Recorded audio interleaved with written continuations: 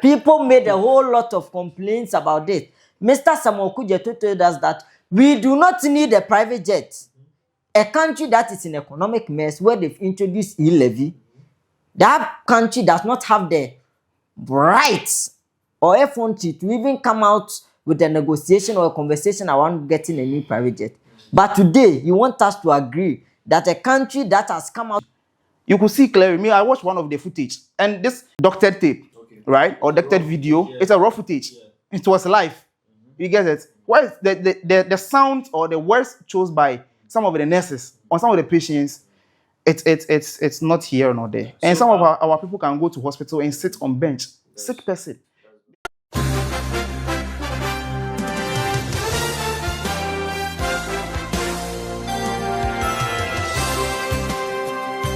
Hello guys, it's yet another episode again on Kane Media TV, Kane Media Trend, and this is your favorite political show, Political Pulse on Kane Media TV.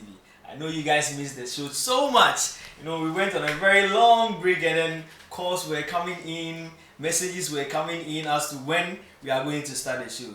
Trust me, the long awaited time is here. You know, as the show goes on, we need to take a break and then get some corrections and then some of your suggestions, put them together and then fuse them in our game and then, you know, get you a perfect show. So this is your favorite political show. We are back again, better, bigger and stronger. And you know, just as we meet as youths, as concerned citizens of our country, Mother Ghana, we tend to discuss matters that are of national concern, matters that are very peculiar to us, and matters that are very important. We sit and then, you know, I get my panelists. You know, this show is a youth-centered show, so mostly we deal with the youths, and then we sit down, we get our topics, and then we throw our knowledge on it. You know, the suggestions that we give to the authorities of the country or the leaders of the country, we give our suggestions to them, and at the end of the day, we hope and pray that they are being picked and worked on. So today, I'm being joined by two great gentlemen. There's in my immediate right, you know, he is a regular person on this show, Honorable Ake, the National Communication Team member of the NPP. Honorable Ake, you're welcome. Thank you very much, my boss. I can see you are trending all over.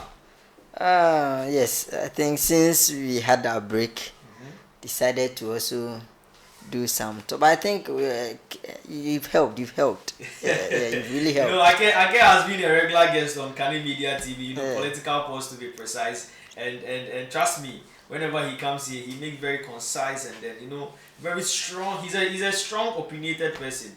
When the thing is right, he will let you know it's right. When it's wrong, he will let you know it's wrong. So this is Ake and then a regular person on the show. And today, I'm being joined by Mr. Goodness Enam, who is the former team president, ATU chapter. Mr. Goodness, you're welcome to Political Pulse. Thank you very much, and thank you for giving me this platform once again. I think it has been for some time now. We've been off, and I've always wanted to be on this particular platform. The calls have been coming, and myself have reached out to you personally to be here. But I think because of our schedule and stuff, I think we are glad to make it happen today. So I'm glad to be here. Thank you very much. That's nice. So Goodness, that is Goodness for you, and Goodness is a member of the NDC and actually a communication team member. So today I'm having two communication team members from the MPP and then NDC, and we are going to discuss issues that are very, very much important to our country and very, very of much concern. So as we do always, Kane Media TV, Kane Media Trends, we are up for the promotions, we are up for all your adverts. So just pick the numbers below the screen, reach out to us. We'll be more than willing to advertise your product for you, and you know, let you reach the targeted market. At the end of the day, make some earn some money, and let's also, you know, hand go, hand come. Yes. So quickly, we are going to delve into our topics for discussions today. Over the week, a lot of trending issues within our political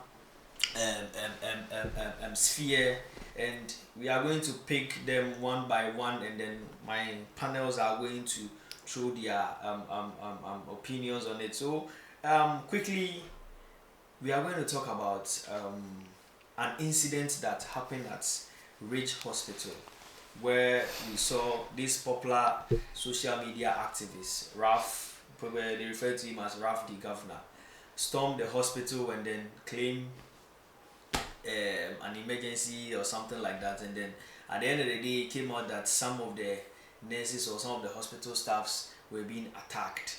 And this has raised so much concern. I'll start with Honorable Ake.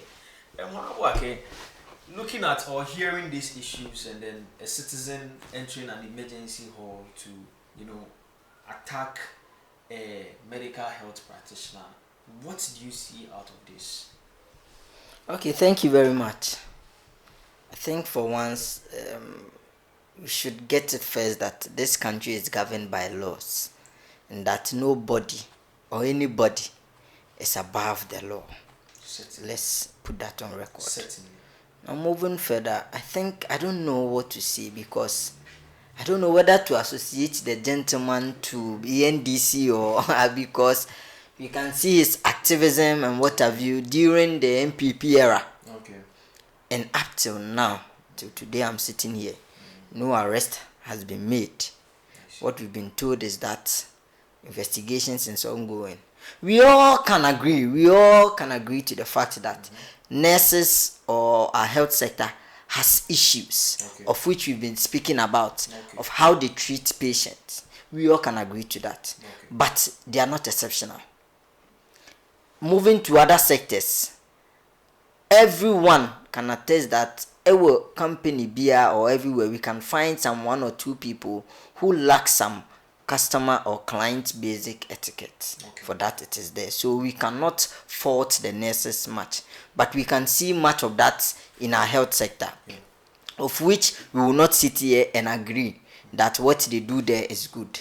Because people always complain that our health sector, our nurses, the way they treat patients, especially those are old grandparents and the rest, is not one of the best. But in as much as that is happening, it does not warrant the individual or anybody to take the laws into their hands, to go to the extreme of attacking or assaulting any of them. Alright, so I actually chanced on a communique or publication by the Ghana thing, the Association of Nurses or something like that. And then I learned the health minister also held a press conference right after the incident. Don't you think this two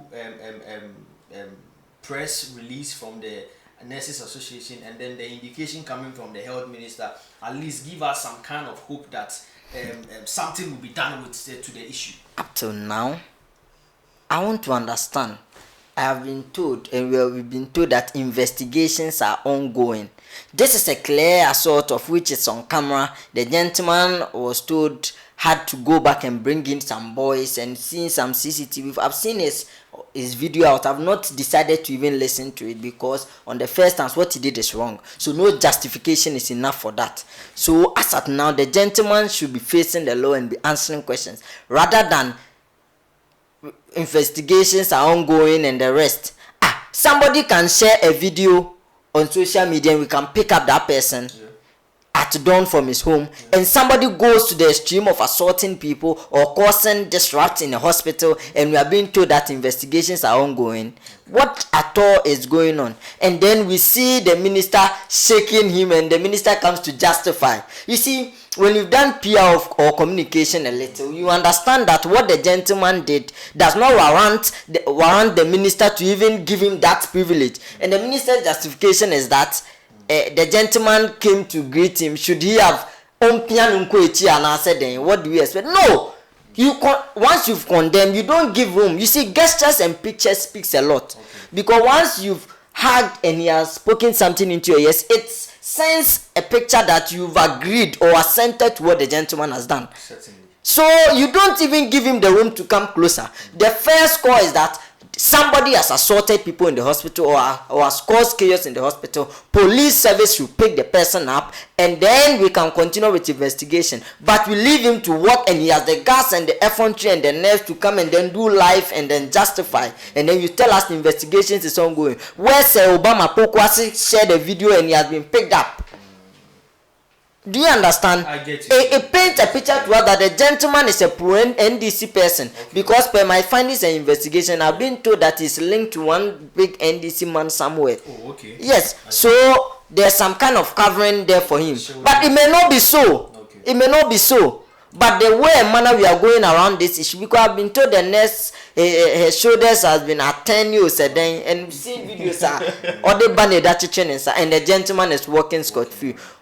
Aren't we putting the health sector in danger? Yes. Are we not giving room for others to go and do same? That is what a German pastor said. Okay. When I was a communist, when they came, I said they didn't come for me, so I sat down. Okay. Now they came for the trade unionist. I was not a trade unionist, so I sat down. They came for the socialist. I was not a socialist. I sat down. Now when they came for me, no one was there to speak for me.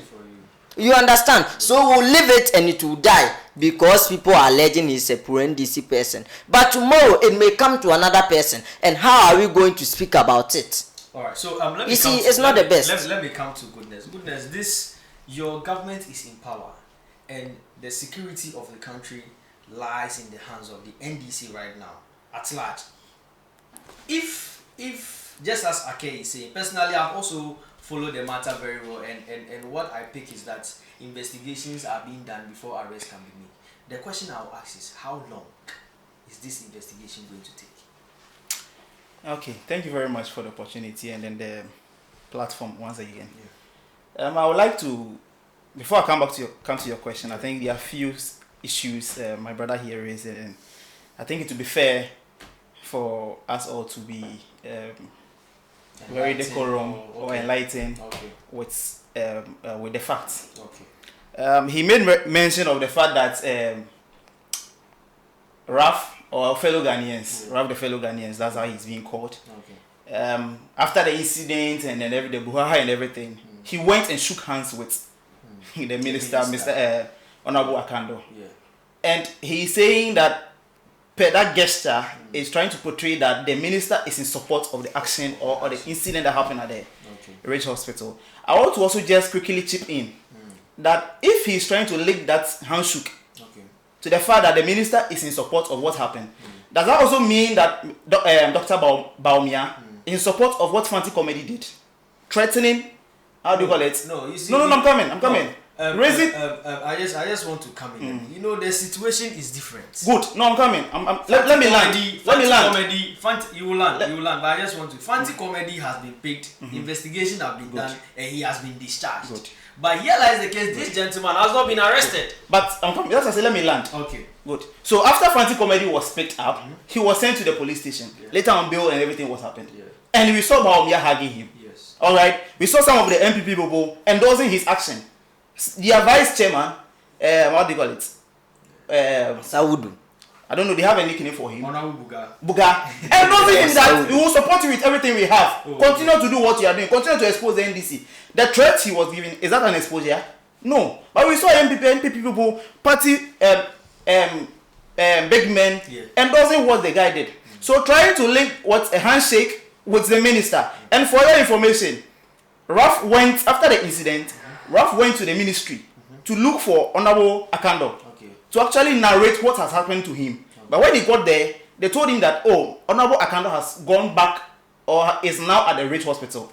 So he was driving there and he met the Honorable Minister. Of course, it's just a nice gesture to see somebody who is in a position who can actually help you or sort out issues. Or perhaps if I see you right now, it's just nice in the part of our culture to shake you no matter what. And the minister came out to say that, how do you call it?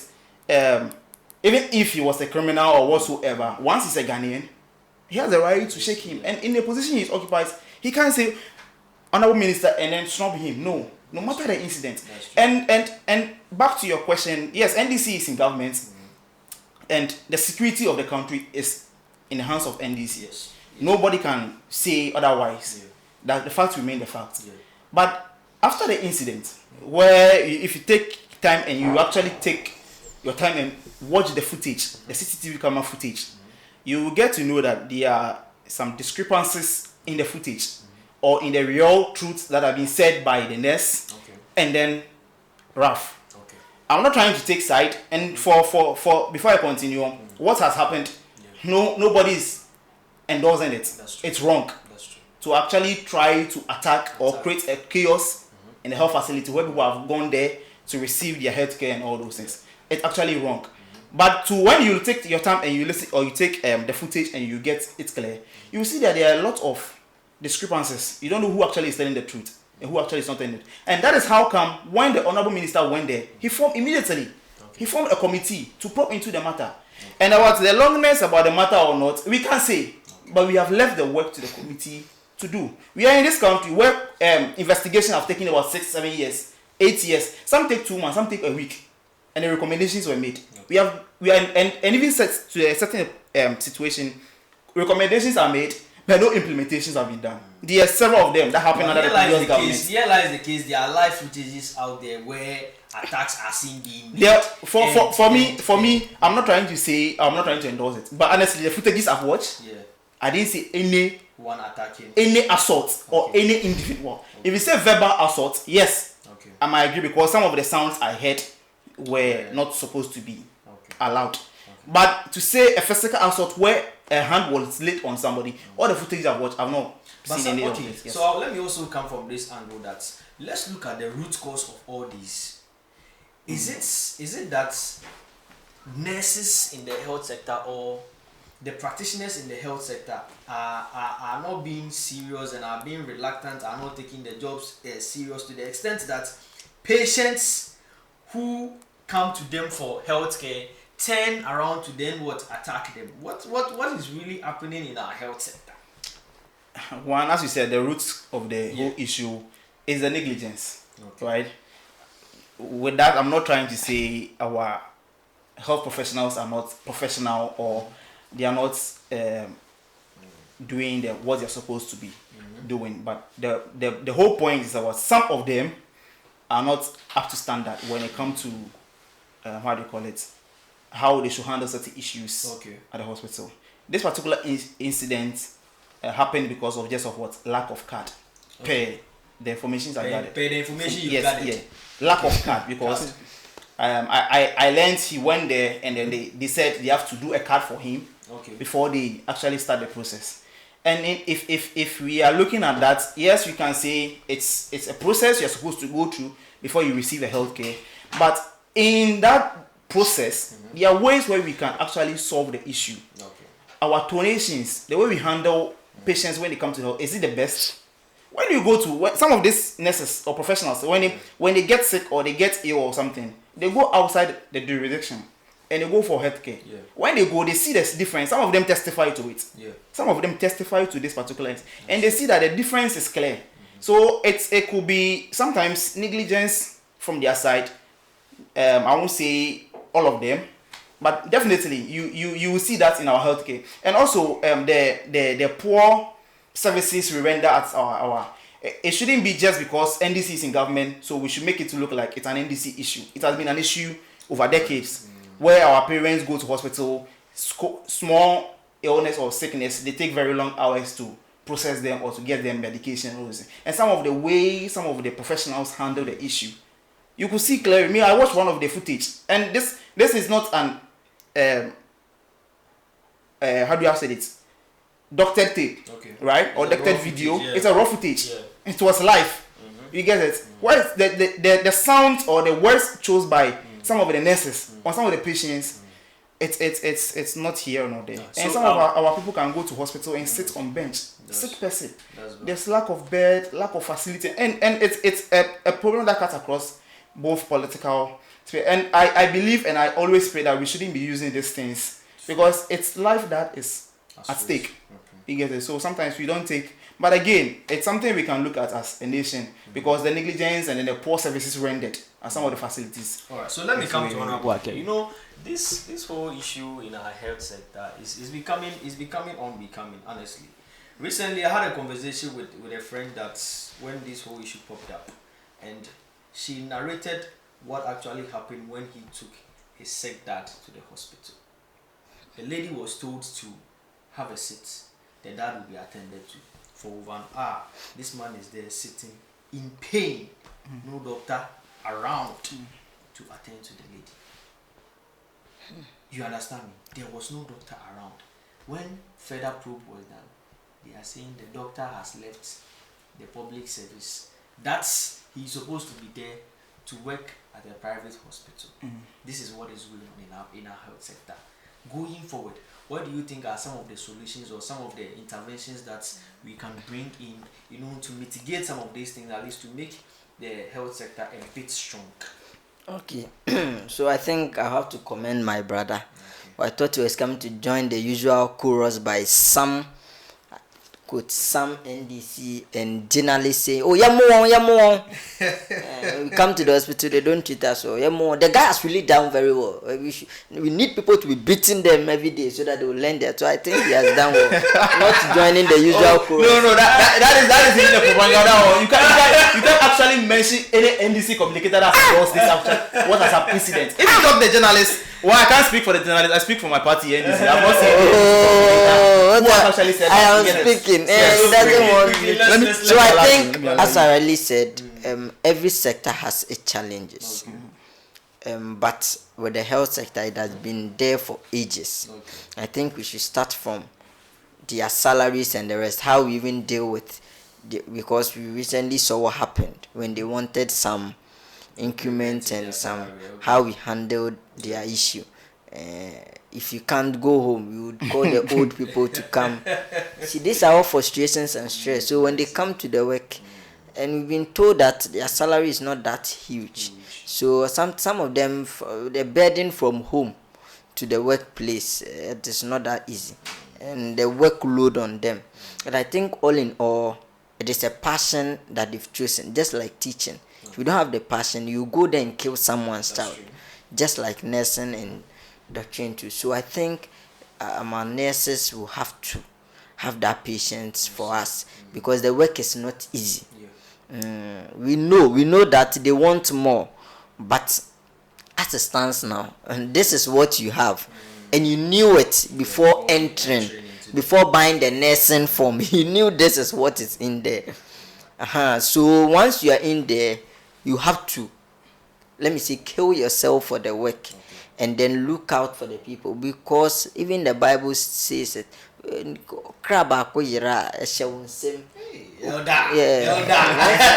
someone dies out of your own negligence, it is on your head.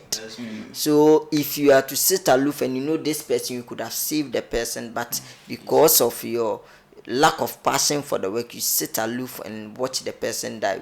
We know there are a lot of instances that's happened in this country where you know that this person's life could have been saved, but because of a negligence of a nurse or a doctor, that person has lost his or her life. We don't want to be experiencing that.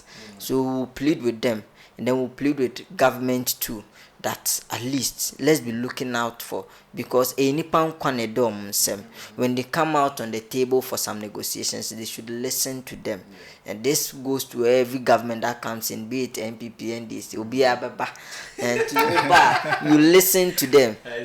We don't trust some of their negotiations. Sometimes you think it's not making any, but how you go about it with them, it's how they also take it. So let's look at that. And also we'll plead with the upcoming nurses. Those who want to go into the nursing, we just don't go there because you think it is, the work is passion. Nursing and teaching. So please, we'll plead. SHS graduate who will be buying forms. If you know you don't have passion, don't go there. The work is passion. So if you know please go and find another place and go. And leave it for those who have the passion to go there. So you don't go and kill someone's child for us. We beg. So just as my panelists have said, both of them have strongly condoned the action of RAF, the governor, and then has also called on the government to, pay much attention to our health sector, and then ensure that some of their provisions are being made. And then our health, some of your behaviors and then the way you handle patients, trust me, it's not of the best. It's not of the best at all. And when you come to the health sector, when you go to the hospital, you are sick. And wherever you are sick and then you are agitated, trust me, you probably get frustrated and then you do certain things that you are not even, So I think that will be it for the health sector. Quickly, we'll go to our next topic, and this is a very one that personally I have interest in. A couple of days ago, I saw a post by the MP for Tafo, that is Honorable, kindly give me the name, Honorable Vincent Asifua. Yes, stating emphatically that a plane gave details of it that has actually left the shores of Ghana, and that's claims of which he didn't say directly that it is the president that is in the plane or something like that. But later on, a rebuttal came from the presidency that the president is still in the country and all that and blah blah blah blah blah blah blah. But my issue here today is very simple. That's why are we not using the state's boat's private jet for the presidency, but rather we decide to rent external one and use them? Why is the state owned not fit for purpose? Mr. Okay, I'll start. No, I think I should start with goodness on this. So I think I started with you with the first one. So goodness, let me know. Is the state's jets not fit for purpose? And for that matter, do you think Ghana needs a new private jet? Well, honestly speaking, I'm not in the aviation space. Okay. And so I wouldn't be able to speak to the fact where Ghana need a private jet, a new one, or needs to go by the currently available one. But again, from my own perspective and from my own visibility checks, it's possible for I can say that Ghana needs a new presidential jet. Okay. The reason why I'm saying that is that when you check in the current space with presidency all across the world, you realize that most of the presidents are going by their own private jets, right? State-funded private jets or state-bought private jets. In the here in Ghana, we have a presidential jet which was purchased over, if I'm not mistaken, over 15 years, 17 years and counting, and it lacks certain current or modern facilities that we need. We were here in this country when the former defense minister, Honorable Dominic Intiwu, made mention that the presidential jet is not fit for the president's particular taste, in the terms that he wants to shower in the private jet. When you check that particular fact, you realize that yes, the jet has no space for showering. In the case where, for instance, President Mahama is traveling now, he traveled to Japan, right? Over how many hours? So many hours. He needs to refreshen up. That jet will not be able to take him or take the particular refreshing you want to do. And for that matter, we need a private jet that the president can. I'm not saying because of showering we should just go for because of that. No, I'm just trying to say some of the key areas. Some of the key features. No. That is what I'm deducing from what you're saying. No, I'm not done. I'm saying some of the key features that we need. I'm just citing that as an example of the key features we need. But that is not even a key feature, but just that some people just stood on that to go and rent a private jet for the president. You get it? But when you check the Falcon 900X or whatsoever the name is, you get it? It lacks certain security features now in the country. If I should say, per the checks I have, the private jet, the Falcon 900X, can only be used within the regional boundaries of Ghana. So that is from flying from Ghana to, let's say, Burkina, Niger, the continent of Africa. But when it comes to the intercontinent, it doesn't have the safety securities or the security. Let me take you back to 2008 when this jet was being bought by the then His Excellency President Kufuor's time. What we were told by the then defense minister was that this jet was going to last for 30 years, and as it stands now, it has done a little over 17 years.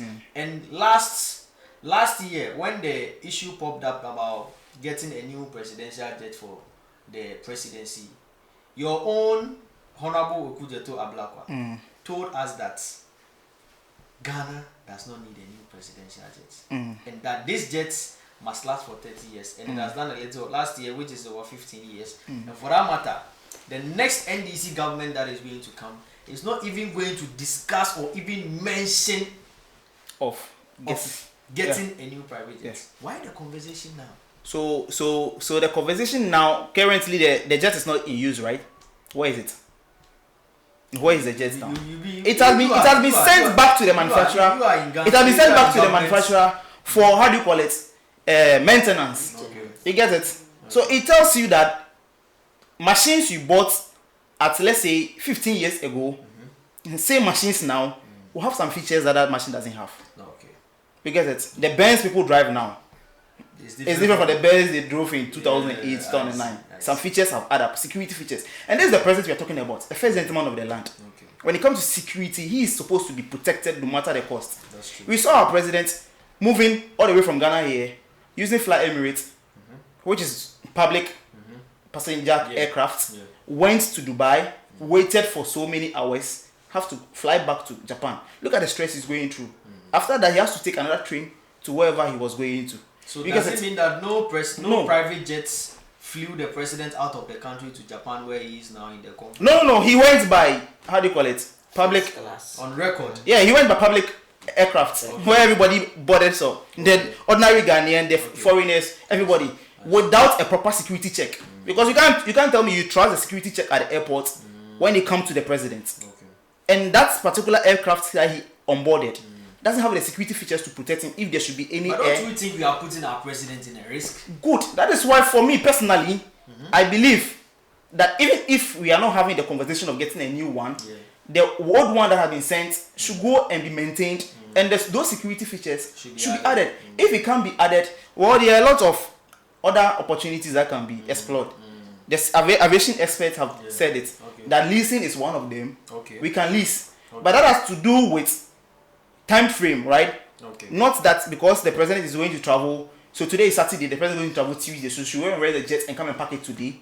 No. So if the president is traveling Tuesday, Wednesday, the jet can be brought in on Tuesday. We are in this country when President Mahama's brother offered him a free private jet, which the country doesn't pay a dime, not a peswa. But we saw our opponents, the MPP, lambasting that particular. Okay, so I want to get to you. You know, the world has evolved from time. Trust me, from 2008 to 2025 now, we are in the world of AI. Trust me, human beings, the effort of human beings are lessened now. Machines are doing things. Computers are more intelligent than human beings. Don't you think the conversation of at least getting state-of-the-art private jet for the country is something of the right direction? Okay, I think before that, let me correct my brother. Okay. I think around January when the president came in, he went for a trip or something with his brother's jet, and the government spokesperson, who has been given 78 million to operate in his office, told us that we are not paying a dime for the jet. for the jet. Please, just Tuesday or so on Asempa, he told us that we are buying fuel, so that one is not free. That jet the brother is giving us, we buy fuel. Wow. So you see, so let's correct my brother. Muto fuel gum entina nye free onto jata nto fuel anka ho amamo. So on point. Again, you see, when you're in a country and people try to politicize or play politics with everything, this is where it gets us to. Yes. I was reading the justification by the Honorable Minister for Foreign Affairs. Okay. Now his justification is that President Akufo-Addo in 2000 and so kicked the conversation of private jet. Okay. That is why he also decided to kick the conversation. But you see, in 2008, when President Kufuor was trying to get us the jet, you know that he didn't sit inside. Do you know that? Yes. President Kufuor didn't. Yes. He ordered for 2 jets, which is the current one and the 50-seater one, of which when they are traveling in the number is huge. They can, when president, and you know, when you order for the jet, it takes about 2 to 3 years or so. So when President Mills came in, President Mills cancelled the 50-seater one and then made purchase for, is it the 11-seater one? 14. Yes. Good, no problem, because the pilot and the rest are part. So joining 14, no problem. Now this is the jet we've been using, And then we started complaining that the president, Kufuor, then was going with private rented jet, and people were giving us a record, calculating for us hourly. Every hour we paid this, bringing some security details out. The president's itinerary was brought out by certain people, and we all were happy because we felt he was. I'm coming. No, but don't you think that is a how do you call it? I'm not getting the right word to classify what I'm saying. But that is a lapse within the government itself, because these information are being get from government. Oh no, these are people who are in government and are ranking members and the rest and our committees, and so they have access to that. No problem for coming out with that. We thank them for that. And now the president's office, which is Mr. Eugene, came out with a conversation that, let's get a new presidential jet, and we all started complaining. It took Mr. Nitiwu to Parliament to explain why the president is not using the jet and that, and he explained vividly that the jets, one, is not able to take quite a number of people because the president is going on a long journey which will take days. He goes with luggages. Of which when he goes with luggages, he will not be able to take quite a number of people with him. So one, lack of space. And two, the president does not have some facilities inside that jet that he will need, especially a place to shower or the rest. Because when the president travels or is traveling, the president will have to go a day before to be able to book a room or something for him. He cannot just go straight from the private jet to the occasion because it doesn't have that features. And he said, hey, people made a whole lot of complaints about it. Mr. Samuel Kujeto told us that we do not need a private jet. A country that is in economic mess where they've introduced e-levy, that country does not have the rights or effrontery to even come out with a negotiation or a conversation around getting a new private jet. But today, you want us to agree that a country that has come out with D-levy, I'm coming, but we have D-levy now. We have D-levy now. It shows that we have problem with the energy sector. That is why they've introduced D-levy to get funds for the mess you will left. Oh, I am coming, please. Let me make my point. What is D-levy? Whether you choose to understand D-levy or not, personally here, I know. Personally, whatever question I'm asking is for the sake of my personally sitting here, I know there's a 1 cedi levy that has been brought out where people, Ghanaians, are supposed to pay at the filling stations and the rest. Of which when you buy a gallon, it is around 4 cedi, 50 pesos, where Ghanaians are lambasting, but fair enough. The NDC government has decided to introduce it. So if you've introduced this now, why then should we also sit down and have a conversation around getting a new private jet? Mr. Boja, you know what I'm happy about? These two people who led this conversation, the engineers and the auditors who led this conversation in opposition, are now at the position where they will now bring the conversation. Mr. Boja Demfi told us that the private jet is in a pristine condition. I don't know if I'm getting the English right. It's in a pristine condition where we do not even have to have any conversation around that. Has it changed? He even went on to say that aside South Africa also, Ghana's private jet is one of the best. He South Africa free one man. Yes, but if he says on the continent, it might be right. But this last 2 weeks or so, he was saying that if he comes out, we need to get, because you see, when they are speaking, you speak to the facts. You can't be mentioning. Mr. Bojadefi said that. The first minister here and just be say anything you want. We asked Mr. Samuel Kujeto. Yes. I don't want to remember people of the past, the recent funeral, he was asked by one journalist. He just tried to run away from the question because he knows he doesn't have that moral right to even discuss because of what he said. He even went on to say we'll harass it if they try to bring it to Parliament, meaning that they have made up their mind that they will not agree to it. So now, why should we have a conversation around that? It means that you cannot tell me that just within 1 year, the private jet that you told me was in good condition, unless 2030 we can purchase a new one. The private jet has just gone bad and that it cannot be used. No, you can't tell me that. You see, that is where I'm arriving at my point that when we decide to play politics with everything, today a certain president will have to board a commercial flight and then get to Dubai and stay in Dubai for 22 hours.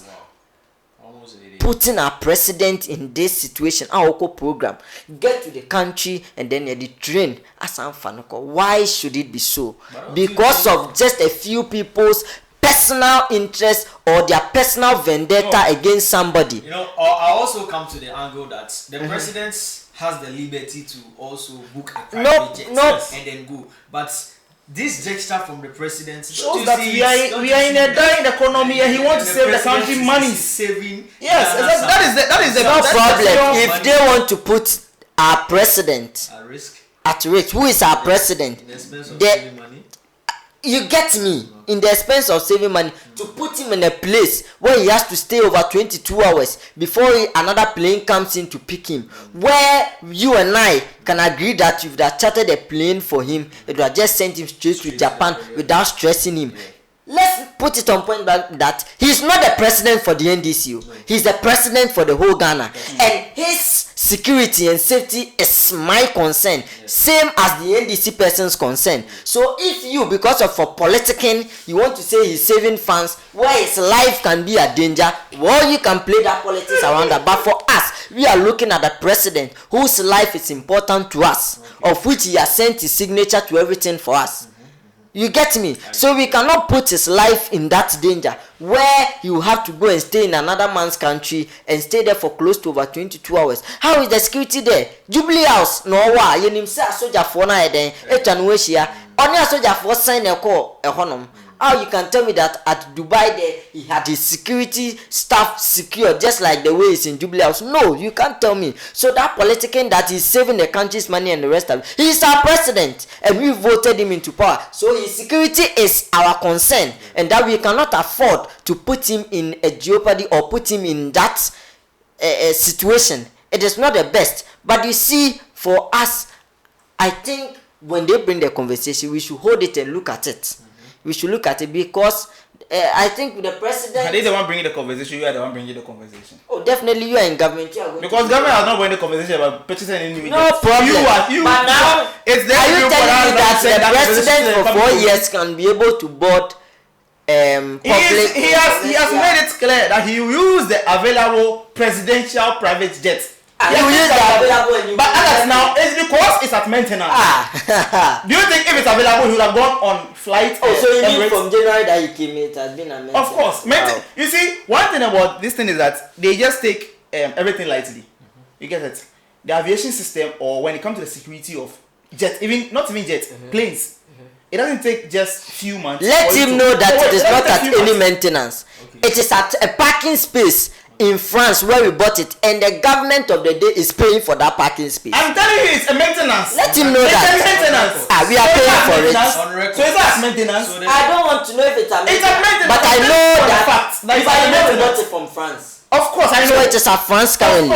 And we are paying for the parking space where the private jet is. So the private jet is just parked. I don't know if it is at maintenance. If I should buy Navigator Lincoln now, the best place I should send back is US. Okay. Because we don't have the mechanics or the expertise to actually work on that particular car. Ghana. Maybe you might see one or two people, but you might not get the best service you want when you compare to. We're in this country where people fly their car outside for servicing and all those things. That's true. Because that's where the expertise is. Okay. We bought a jet from France. And so it has to be sent back to for France for maintenance. Where he is saying that we are paying for it, it's a lie. Okay. The reason I'm saying it's a lie is because we actually had an agreement with the company that we are bringing our aircraft back for servicing, for maintenance. Why do you expect us to pay back for? Even in purchase, but all those are being a part of the agreement. Good. So we are paying for the servicing and the maintenance of the aircraft. Yeah. We are hoping that it will come back soon. My point is that it has been away for so many months now, and doesn't take a month, or 2 or 3. Oh yes, for that we are. For maintenance to be done, even your car. Sometimes when you break down, you go to how many days does it take? We're talking about security of a president. I don't have a car yet, so but I'm just saying, we also have. But all what I was arriving at. So you can't just make the fact that he's flying on that. Yes, he believes that. Well, I can sacrifice this. We have seen him flying in his brother's private jet. Yeah. Of which is it up to standard? Even the jet, excuse my word, even the jet that crashed recently.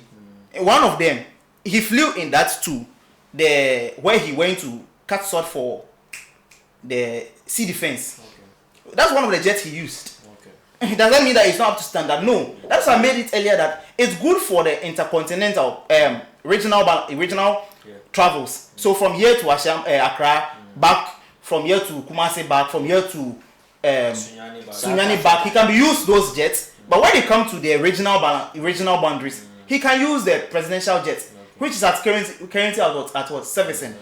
You get it? But for long hour distance, per the report or per the investigations that have been published about the aviation sector, they say it's not the best. So why was Samuel Okujeto, the honorable minister, currently saying that we do not need to have a conversation? If it is not, was it not having data? Still, we don't need the conversation. Still, we don't need the conversation. Yes, if it is not best, if the aviation because I've never seen any NDC communicator or any NDC official raise the concern that we need. Just yesterday I saw one. If we want to buy, nobody can stop us. This is coming from NDC communicator. That he made mention of Honorable Felix Ofosu, Kwachi, that he said on Asempa that I think I've done my research. I've not seen it anywhere. So if you can provide that fact for our audience, I'll be very glad. So but you can't just come and sit here and speak anything since you provide that to my producers and then. Oh yes. You have to provide it on the show before you. Oh yes, it is there. In January, he told us that. Yeah, he used it to then. Yes, and just every Tuesday or so, when he was on a phone call on a Sempa OB show, he said that the brothers jet, we are not paying for it. We only buy fuel. I'm like, why should I? And I'm telling you, there's no evidence to search. All right, so quickly. I'm telling you, there's no evidence. I will give you the video. Of course, you give it the why not? Quickly, deducing from what my brother is saying, that is from the NDC's end, he is saying the conversation of a new private jet buying has not popped up. Because of what they said in opposition, they will never pop up because that private jet will be used by our president. They really need it. But they cannot. You can't speak for us. Then again, the security of the president is so important. So you let them continue to jeopardize your Yeah, that's what I'm saying.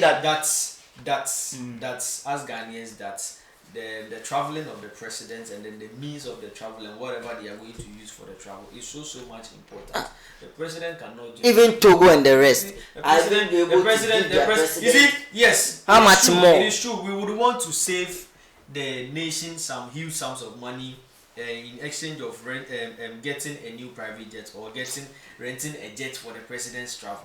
But let's look at the security factor of it. You know, at the end of the day, you and I might not be privy to the details of the traveling. But you know, the world today has advanced. People don't need to be there to know what is going on there. There are other means and then intels that people take to do their own stuffs.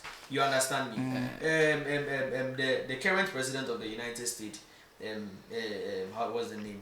Donald Trump. During his campaign, you know, you saw 2-time assassinations. People tried to take him down. We cannot jeopardize with this security and health. You are in government now. His Excellency John Dramani Mahama is not your president. He's the president of Ghana. Let's take but no NDC officials. They should continue politicking with the issue. So quickly let's go to our next two topics. I want us to hit this. Global Info Analytics has actually come out with concrete data that the presidential primaries of the NPP now, Dr. Bawumia is in a comfortable lead. And is this a good news for Bawumia and his people? I think they should. The NPP at large. They should just be tackled within a few seconds. Okay. We, the NPP or supporters of Dr. Mahmoud Bawumia, do not need any pull from Musa Dankwa or the Lotto forecaster or anybody. He doesn't need to tell us that Dr. Bawumia is winning. Really? Oh yes, of course. But Musa Dankwa actually came to be. His polls predicted the outcome of the 2024 no election. problem. That is for him. This you know, in research, and yeah, there's you can't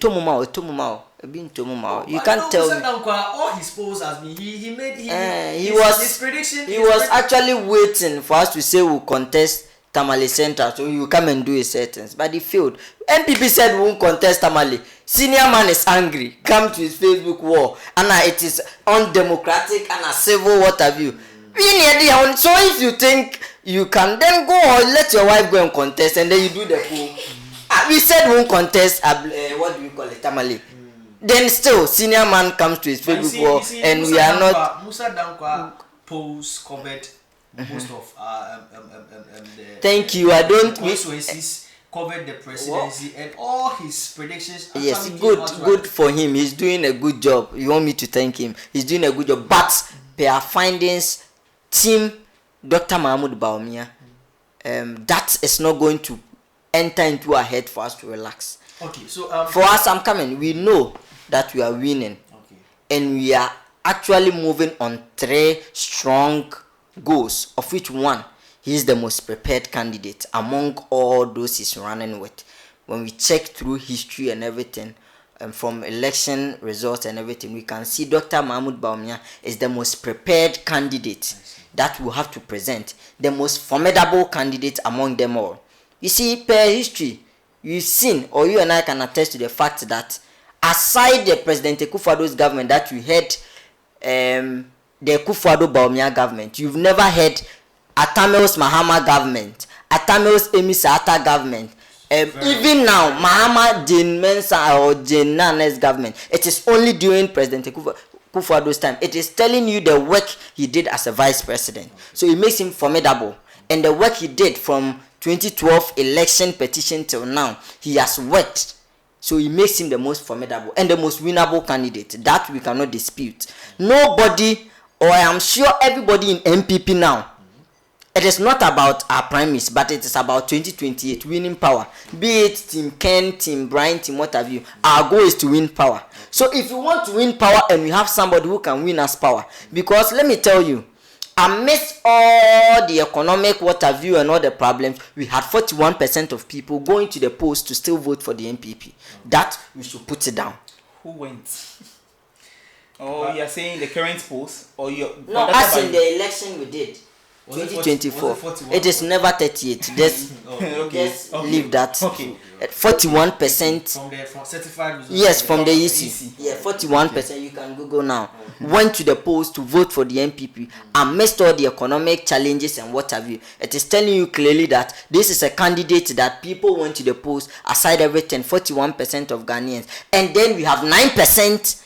Of which, if you have gotten, would have been in the seat of government now. So if you have such a candidate, why don't you present that candidate? And per data and history, you and I can attest that no person from Kufuor to Mills to Akufo-Addo, they all didn't win on their first round. But you see, they went on. All what you are saying, that is a tangent. The post from Global Info Analytics. Yes, and I'm saying thank you to him. He has done a brilliant work. But we are saying that we do not need him to tell us that we are winning. What we know is that for us, we are working till 31st December or 31st January, where we are going to have a presidential primaries, and we are going into that election to win and make Dr. Mahmoud Bawumia a presidential or candidate or flag bearer, of which we are moving him to 2028 to win that election. This election is Dr. Bawumia's assurance bet. Youth and everybody in NPP, let's put our personal sentiment or whatever you are hearing aside. Somebody saying, I have the money, I funded the party. I'm coming. I have the money, I have funded the party. I have done this, I have done that, I have done this. No problem. They can fund their party. This is not an election where we want financiers of the party. They can go to that election where they want to be the highest bidder and what have you. This is an election where we need somebody who can send us to 2028 to win. So for us in the NPP and supporters of Dr. Bawumia, we believe that he is the most prepared, formidable, and winnable. All right, so this, Global Info Analytics. Do you see Dr. Bawumia as a threat to the NDC? Before I answer your question, he made some loose comments which I felt. This is his party he's talking about. Yes, he made a loose comment on with the fact with regards to the Global Info Analytical survey and everything, calling Busia Dangwa that is a Lotto forecaster. I believe it's unfair to the man, Mr. Musa. You know, Musa Dangwa is an astute, you know. Of course, even they even believe in Benefsin. You know Benefsin? I know Benefsin. Benefsin is the proper Lotto forecaster. They believed in him. And when he came out that they are going to win the 2020 election, they believed it. And of course, he went their way. They believe that they are going to win the he said it again, they're going to win the 2024 election with so much margin. The 24, of course. Because the polls and everything are there. Because Benefsin, they believe in Benefsin. And Musa, you see, when somebody takes his time to do analytical works, research, and publish it, no matter how favorable it is to you, sometimes we take clues from polls. Right? We take clues from polls in the sense that you can learn certain mistakes, you can learn certain strategies from the polls published by the survey entity. You get it? Yeah. Musa has been one of the credible forecasters or posters in the country. Okay. As at now. To downgrade his work, I felt it's a disrespect to him. Okay. And for his projections, he's saying that Mahama is in a comfortable. Yeah, Mahama is in a comfortable. Ken is also as a crawling on the floor and then ask for Brian. Yes. I for once I think I'll commend him that he saw the light early. You know, initially he was in Brian's camp. Oh really? Oh yes, initially he was in Brian's camp. I wouldn't be wrong to even say it's per the polls, some of the polls that informed his decision to come and then join. Because he saw the fact that Baumia is definitely going to win there. Of course, I'm NDC. With their internal issues. I am talking about the threat factor. Yeah, I'm coming there. Okay. Right. I'm NDC. Their internal issue doesn't have any concern me. I should focus on my NDC. Okay. But again, it's political or it's democracy. It's 2 or 3, 4 political parties that come to fight. And so I believe whatever decision they take, the person they are bringing, I'm also supposed to have an interest in the person. And looking at the personality, the integrity, the posture, the comments, the achievements of the man they are bringing again, who is currently leading them, Dr. Mahama Baumia. He has come before, he has been there before. Somebody who said he didn't partake, and he mentioned that Nana Baumia government and all this. That is just a slogan. NDC can decide to say John and Jane, because we use John and Jane for our our election. So we can say John and Jane government. We don't believe in slogans and we don't believe in just comments, loose comments. You get it? We believe in getting the work done. If it's about slogan, we can choose it and then run with it. Okay. But is that what Ghanaians voted for us for? No, they voted for us to come and work, and that is what we are delivering. So about the candidate they bring, Baumia has been tested, has been tried, and we know the caliber of person they are bringing. Somebody who supervises one of the most corrupt deals in this country, PDS, bringing that back here. Somebody who said recently during the election that he wasn't part of the government, he was just a driver's mate. It doesn't give honor to who honor is due. Wow. You get it? And so you watch the poster and then the demeanor of the person. I don't want to go into this, so quickly, but we just leave the issue for them to finish their primaries. Yeah. So because we also have to select our Oh yes, yes. And so when the time gets there, we'll have to deal with it. In the next 2 minutes, Akwatia by-election is 2nd September. It's happening. What is the preparation of the NDC? Do you think you are winning Akwatia? Before I come to the NDC, I think preparation has to cut across by security and the EC's timeline and everything. I think the EC by this time around is actually on its toes and doing the best. And the security wise too. The IGP has actually declared they are deploying over or about 5,000 security personnel, which 600 are going to be armed. Okay. And that is the deployment. 5,000 security. Yeah. Police. Wow. Per the information I had. And 5,000. Yes, 600. Yeah, 600 are going to be armed. And then they went to do some stimulation process where how they can. That was the plan. Not they're going to deploy them on the ground, but the plan is to deploy 5,000. But when they get to grounds, I think they know how it's basic. But for security wise, I think we have assurance. And then I think I was reading the comments from the MPP too. I think they actually comment the preparedness and the readiness of the Ghana Police Service to actually handle the election, because when you look at some comments from both parties, you see that there's a threat to this particular by-election, but I think the security will handle that. Coming to NDC, Akotia is not a stronghold of NPP. Okay. Nobody can say that, because out of the 9 elections we've held in Ghana, NDC has won 4, NPP has won 5. From Akotia. From Akotia. Okay. So currently, it tells you that from 2012, NPP won it, 2016 we won it, 2020 they took it, 2024. Okay. 2020 we took it, and then 2024 they took it back before the sudden death of the Honorable N.S. Kumi. Yes. So I believe it's a swing comparable to Tamale South, which they bowed out. They check the figure, and then it's over 35,000 gaps. You get it? And this one is over 2,000. They want to be 2,000. Less than something small over 2,000. I think 2,037 votes. Okay.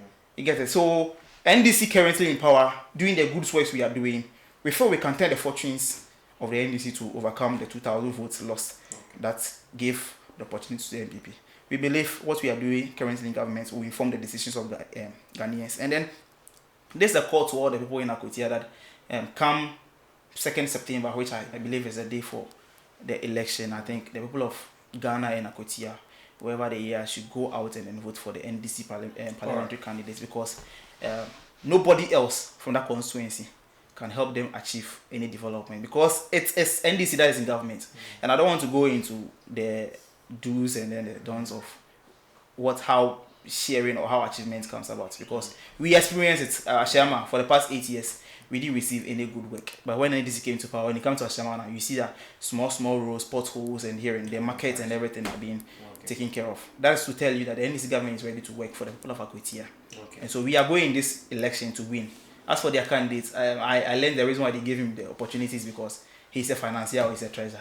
He has been supporting the party, and I believe that is not something we can stand on to vote for somebody to represent us in parliament. Alright, so Honorable Ake, taking into consideration the recent by-election that happened in Ablekuma North, how prepared is NPP party to the 2nd September by-election that is happening in Akotia? Okay, so thank you for that. I think with what happened at Ablekuma North has really taught us a lot. Okay.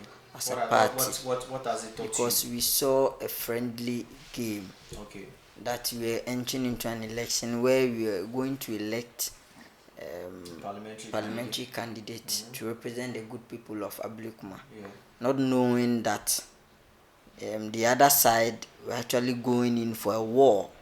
Oh, okay. Where what do you mean by war? We saw footages and the rest where people in the NPP were bullied, beaten, and a whole lot. We just don't want to remind people of what happened.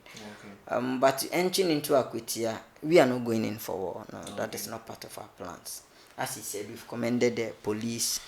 Political parties have met with the police service and everything, and I think everything is fine. And then we're entering into the election with peace. Do you see NPP winning the Akotia seats? Oh. Your lotto forecaster has predicted that one, or you didn't see it. But you believe in this one? No, I don't believe. But I'm saying that. Why are you making mention of it? Who is the lotto forecaster? Oh, the Amusa Dankwa. I just made it. So I didn't predict for them. We should be careful of the loose words we use. Pardon? What is the post saying? Oh, I didn't read that, but I. But you just saw that he has done one of his things, but this time he didn't favor his party people. I think there's going to be a little backlash from his party people. Okay. Yes, but everything shows. He's an NDC person. Oh, should I also come and speak about it? Okay. So everything shows that for Akotia we are winning. We thought that our people were going to back off, that to show respect to the dead, which is the late N.S. Kumi. But they decided that amidst everything they would join us and go in. I don't know their mindset, thinking that they can win or do something, but it's not going to happen. This election we are winning, of which the MPP will still maintain its seat at Akotia. We will urge them that this time let's give ourselves that peace and everything to prevail. Because if we do that, we put fear in the people not to go out and vote. So for Akotia, we are hoping that peace will prevail, and then all the best to the MPP candidate. He's a marvelous man. I just like him and how he does his things. He's going to win the election. All right, gentlemen.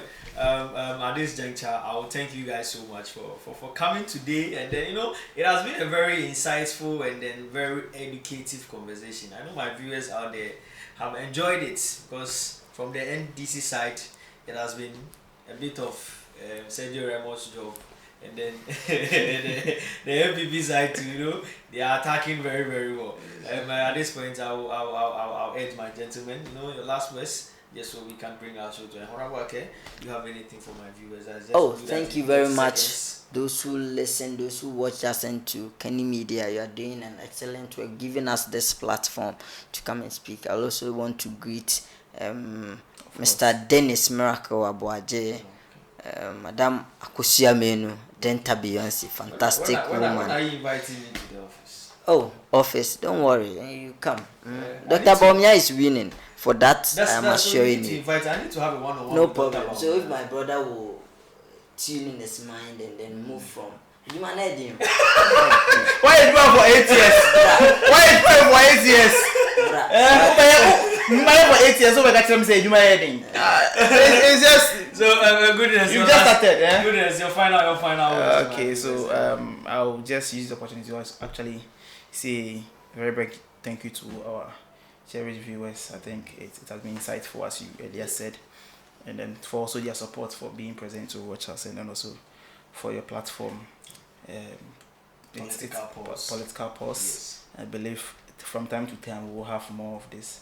I really enjoyed the outcome of this, and then we hope for more opportunities. And also your government is in power. Yes, you have yes. to, don't worry. We'll talk that behind camera. You don't come and go. We'll talk that behind camera.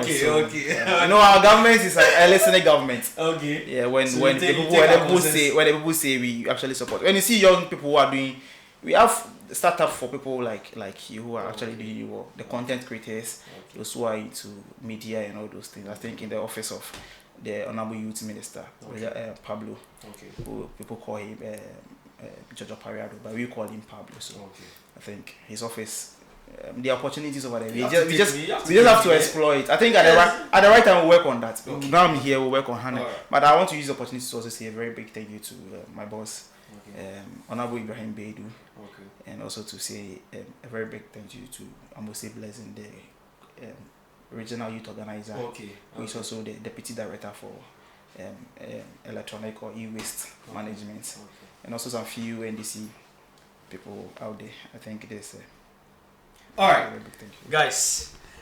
Yes, this is the end of today's show, Political Pause on Kane Media TV, Kane Media Trends. It has been an insightful one, very educative. I thank my guests so much for coming today, and the viewers out there, thank you so much for staying glued and then not moving away. And then I know the miss has been there, but now that we are back to stay, and we are going to give you content week in, week out. And just as I said earlier, Kane Media TV, Kane Media Trends, we are up for all your advertisement and then your promotions. So just pick the numbers below our screens, call us, and we'll be more than willing to promote your product for you. And just as I say, Kane Media TV, yesterday we make you shine. And this is the end of Political Pause. Thank you so much. Bye bye.